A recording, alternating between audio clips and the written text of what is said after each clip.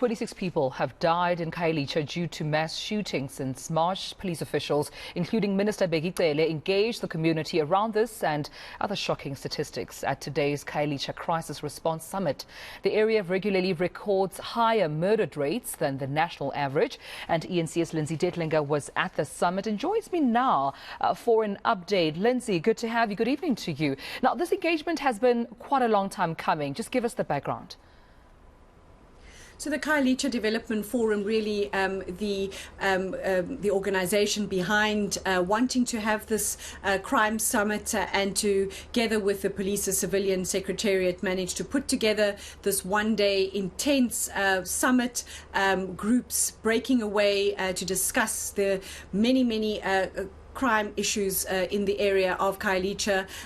You mentioned there the mass shootings that we've seen several of since the start of the year, but there are also other crimes that are now becoming more popularly reported. Extortion, I might add, is one of those being reported in the community, but we heard today in the summit that it wasn't something that the police had necessarily, that people were coming to lay complaints in this regard, the proliferation of weapons. But not to forget, Tumelo, that it is Youth Day today, and we heard from young people there too, mostly saying that they are scared in their own community and sad with what is taking place, because it is essentially young people who are behind these crimes for lack of better opportunities, for lack of any opportunity really, and so they are resorting to this kind of crime. But then we also got to hear of many societal issues which are impacting not only on police being able to do their work, but of course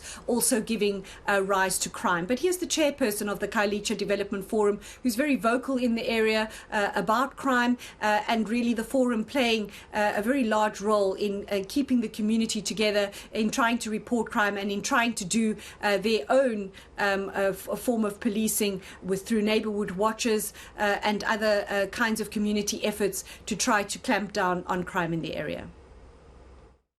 Khayelitsha does not have diversion programs for the youth.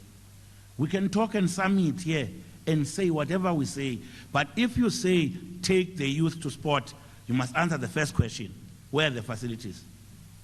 This summit can resolve that sport is one such diversion that must be taken out in the short term. Then the question is going to be asked immediately: where are the facilities? This summit may resolve to force General Khayelitsha to bring more boots on the, what is that term? Boots on the ground. You bring those boots, but there are no access roads. How are they going to penetrate in Kanin and Lovin and TR section? These people here in blue, we say all sorts of things about them not working, this lazy, that they are not doing, whatever they are not doing, when we say they are not. But reality is what? When there's no house number, even if somebody identifies a potential criminal with a gun, when there's no house number, when you report that, what do you tell the cops? Where is that? Now, Lindsay, any concrete plans from Khayelitsha?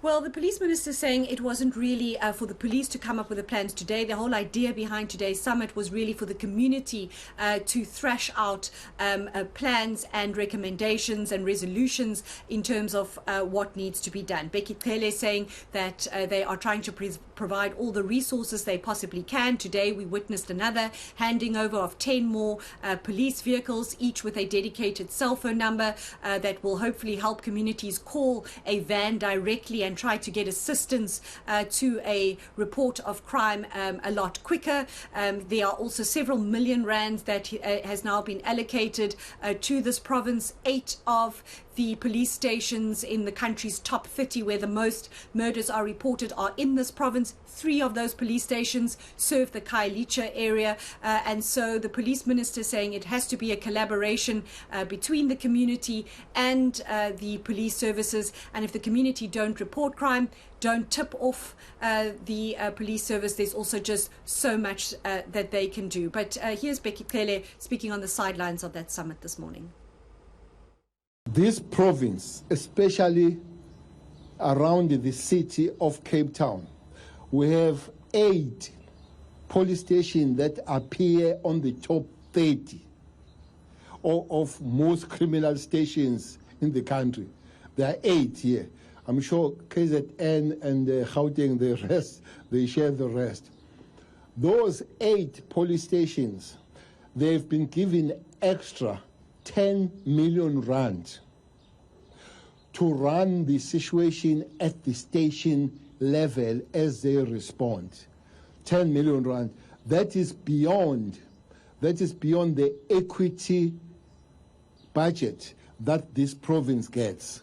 So they've received 10 million rand to these 8 police stations, but also this province has received 10 million rands on the anti-gang unit budget. That is beyond the equity budget. They received 15.8 million rand to deal with GBV. That is beyond the equity budget. They received 9 million rand to deal with the safety of stations in this area, those stations that are vulnerable like this. We'll leave it there. Of course, that was our reporter, Lindsay Detlinger in Cape Town.